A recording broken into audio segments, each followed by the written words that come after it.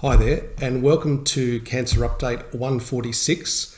I'm going to be recording this video in a slightly different format because I thought it would be interesting to show you part of how the health system in Australia works, either for those of you that are not from Australia or possibly for those of you that are from Australia but didn't realise that what I'm about to show you is possible.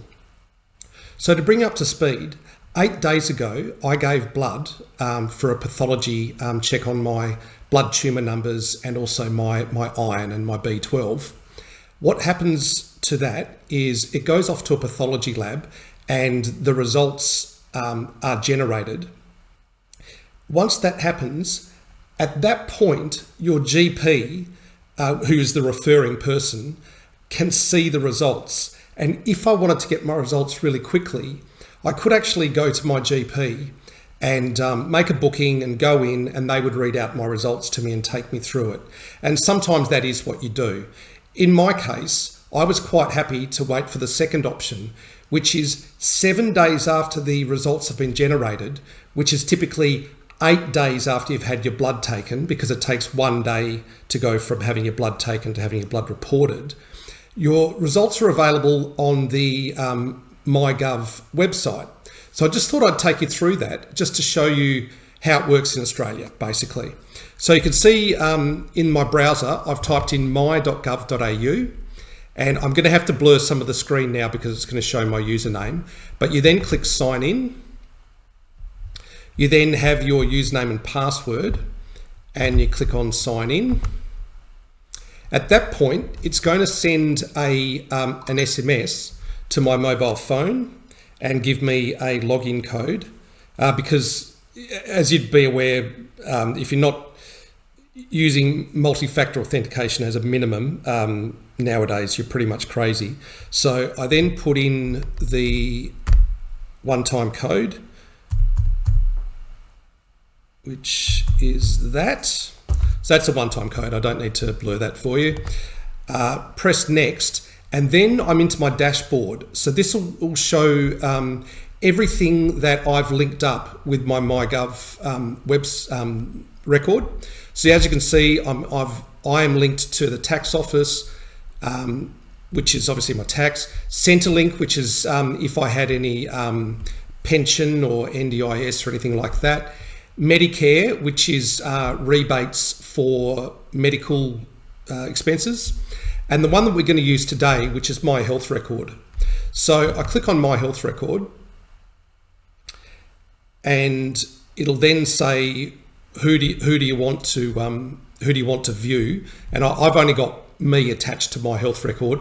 But if I had children under the age of, I think it's 16, it's either 16 or 18, I'm not sure, it would show me those other people. But in my case, I've just got me. So I'll click on that.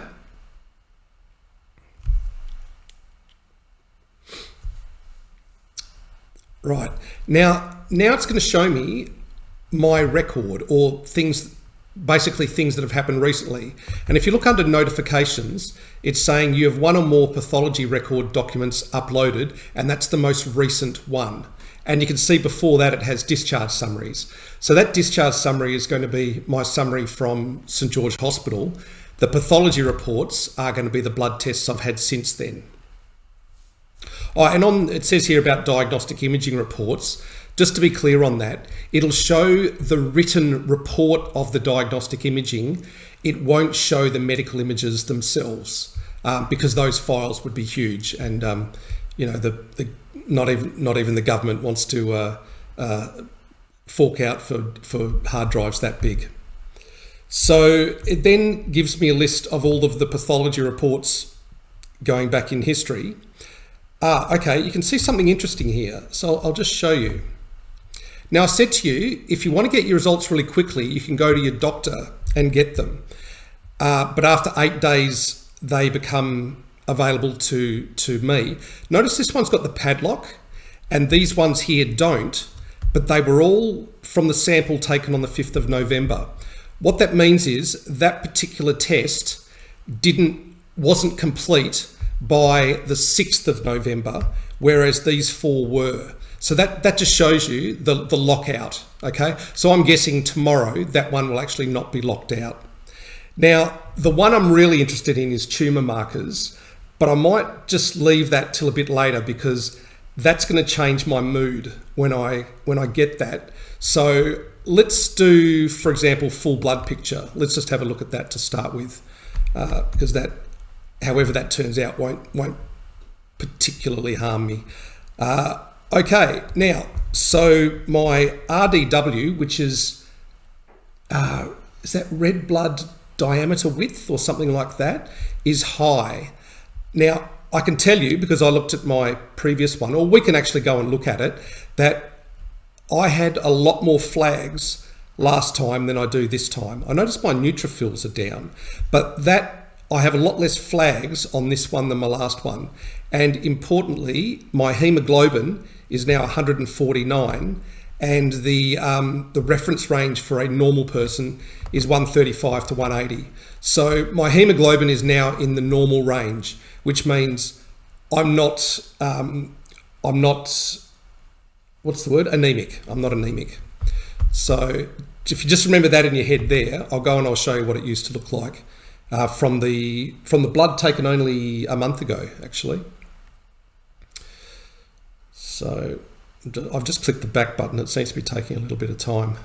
Okay, so if I go to the full blood picture from the previous blood taken, which is that one there.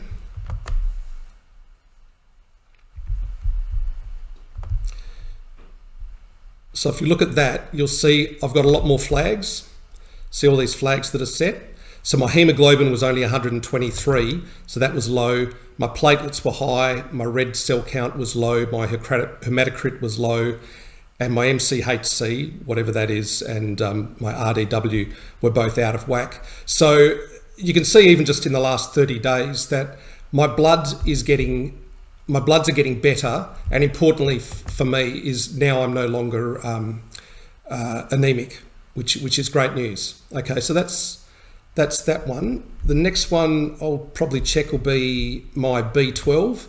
Because I'm missing some parts of my gut, I have a tendency to not have enough B12. I don't know whether that'll be under iron studies or routine biochemistry. I'm guessing it's routine biochemistry.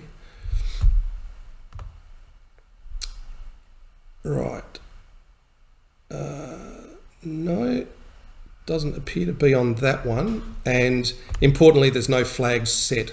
So my electrolytes, urea and creatine are all within normal range, and my liver function tests are all within normal range. So that's good. So I guess it's under iron studies. Guess. Okay, just talk amongst yourself while that's going through. Oh, hang on, no, it's going to be vitamins. Which is locked. Okay. Okay, so it looks like B12. My B12 report is going to be in that one, which is locked. So that must have taken longer than 24 hours to report. So I won't see that till tomorrow, but that's okay. All right, so here we go. So I'm going to click on tumour markers.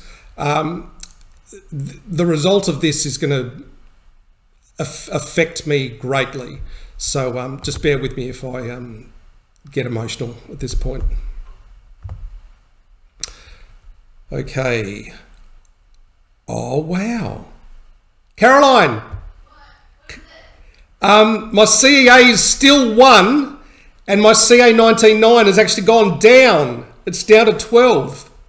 Awesome. Oh my God. Oh. Are you crying? Yeah, of course I'm crying.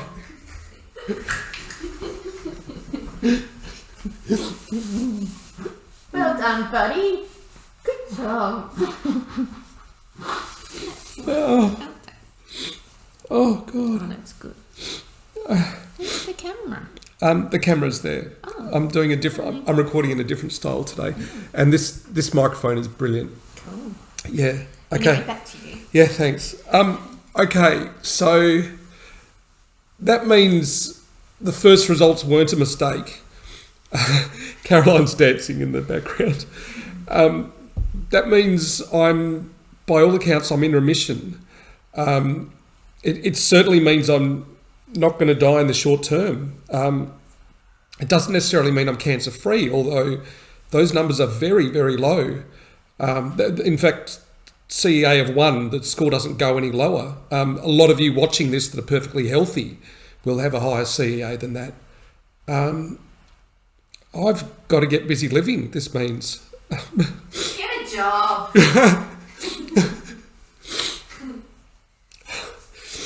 Well, I guess this is fantastic news. And it's amazing that Prof Morris has been able to do this when the surgeon in Perth was basically writing me off as dead.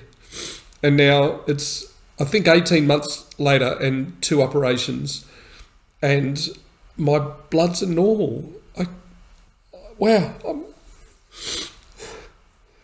Wow, okay, I'm pretty overwhelmed right now. I'll gather myself and maybe I'll sign off shortly. Okay, so I'll keep going, but I'll just pause now. It's about 20 minutes since that previous bit of video, and I've had a bit of time to talk to Caroline and have some thoughts, and I'm still processing it, to be honest.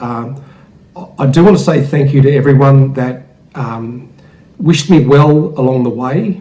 I do remember at the very start of this that when I got to the oncologist when I was getting my chemotherapy, he said I would literally need a miracle to get out of this, and I need to get more information from Prof Morris, but at the moment it sounds like maybe a miracle has happened, and I certainly don't think I'm going to die in the short term.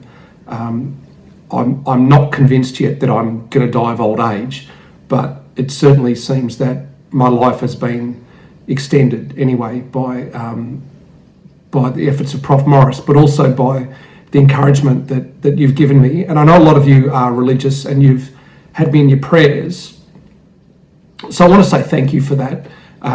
Look, the fact that I'm not religious, doesn't really particularly come into it for me, because I just think of it as you were putting caring thoughts towards me, and